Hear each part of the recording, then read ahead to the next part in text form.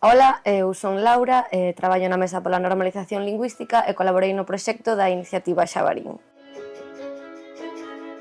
Investigamos todas as canles e plataformas que emiten contido infantil ou xuvenil e descubrimos que, a parte do Xabarín, en ningunha canle nin pública nin privada e en tan só dúas plataformas estatais ou internacionais se emite contido en galego. A iniciativa Xabarín tuvo unha gran repercusión social e, a través da súa recollida de firmas, levouse ao Parlamento Galego e aprobouse por unanimidade. Dende a Mesa traballamos para que o Parlamento Galego cumpla o acordo aprobado, así como que Radio Televisión Española, en concreto CLAN, que é a canle infantil pública do Estado español, emita o mínimo dun 2,5% que lle exige a propia lei do audiovisual, cousa que non está facendo, emite un 0% de contidos en galego,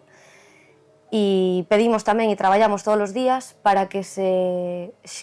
cree unha canle exclusiva con contidos en galego a poder ser actualizados dentro da propia TVG, en lugar de